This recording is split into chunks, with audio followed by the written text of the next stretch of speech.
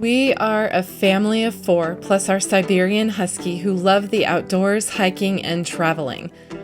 Steve loves to design and build gear for our 4Runner. He's built pretty much all the accessories for our 4Runner. Rock sliders, roof rack for our rooftop tent, built-in drawer system, rear swing-out gear carrier, fridge cage, and winch mount. These items have made our travels easier, better, and sometimes safer. In this video, we share our ideal overland portable fridge setup that we've been using for years and what we've learned in the process.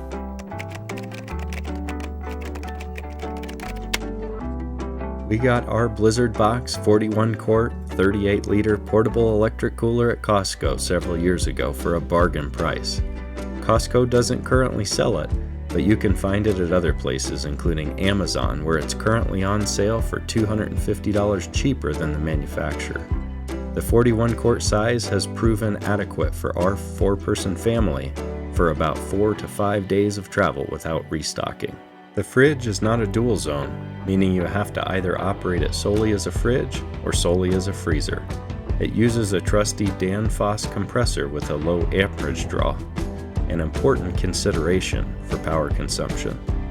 The completely removable lid is nice because it allows greater ease of access.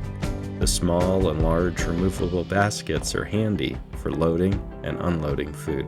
We bought the insulated cover separately and did testing at home, but noticed no measurable difference in cooling efficiency under a controlled test environment.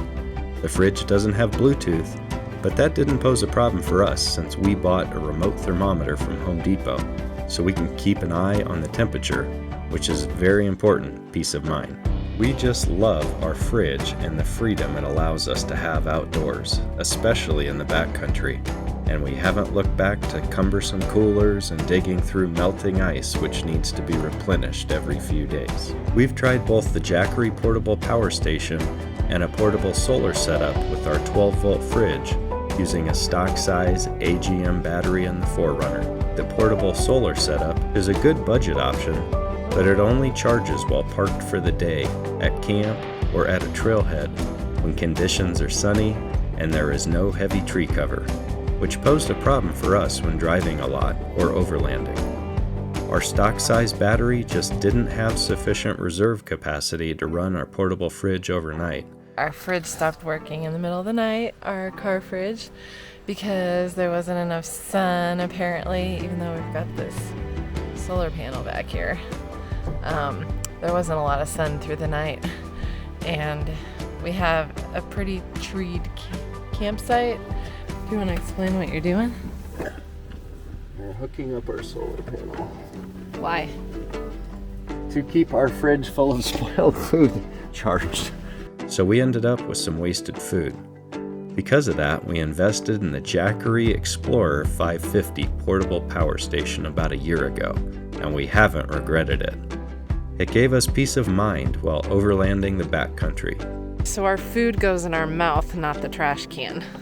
It is a sufficient size for us, allowing us to also charge our phones and various batteries off of it too. You can buy the Jackery from many places like Amazon and Home Depot. Our tip to you is to not pay full price. With a little patience, you can certainly find a deal. The manufacturer has sales regularly, and Costco, in fact, currently has the Explorer 550 for only $300. Or you can pay $450 with the solar panel, although we haven't found it necessary to get the solar option because the Jackery sufficiently charges during our drives. As our kids grow, we have less and less space to work with, especially for road trips. So to help maximize every possible inch of space, Steve built the fridge cage for our Oregon coast trip. And we were so glad we had it. The fridge cage allows you to pack and nest things tightly around every nook and cranny while still being able to slide the fridge out for easy access to your food and drinks without the cumbersome task of unpacking and repacking gear to access the fridge. Steve has seen various fridge enclosures over the years and came up with the idea as a cheap means for a functional use of space. When you are able to custom make something like this, you can fit it precisely to your fridge dimensions rather than the universal size where you end up with dead space. The fridge cage is easily removable so it doesn't take up space in your vehicle when you're not using it. The materials are cheap, so if you have the abilities and the tools on hand already, it is a good budget option. This is our custom fridge enclosure that I designed and made for our Blizzard box fridge. It utilizes 3/4 inch square tubing as well as some agricultural horse fence. It's a 6-gauge wire mesh available at Big R, Tractor Supply, or those types of stores. I did the bending on the square tube using a Howron metal benders kit and a pipe bender to get these bends here to tuck it around the fridge tightly. You wouldn't necessarily need to get that fancy though. You could also kind of come in here and just slice it with an angle grinder in a few places and kind of bend it around and then re-weld it.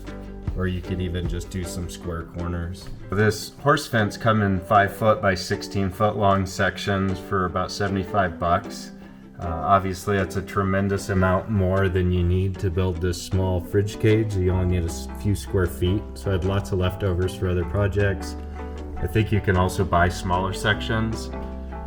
To cut it, I used just a set of bolt cutters, and that worked really well for cutting the ends quick and easy. You can also use angle grinder with cutoff wheel, of course.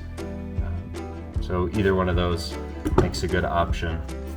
For bending this radius, I ended up just screwing a 2x6 to my workbench with a gap between, and then I would literally just kind of pull the fence through it and bend it up manually until I got the desired radius around here. Got it fairly close, and then just welded it in a few spots to kind of hold it around the curve of the metal tubing.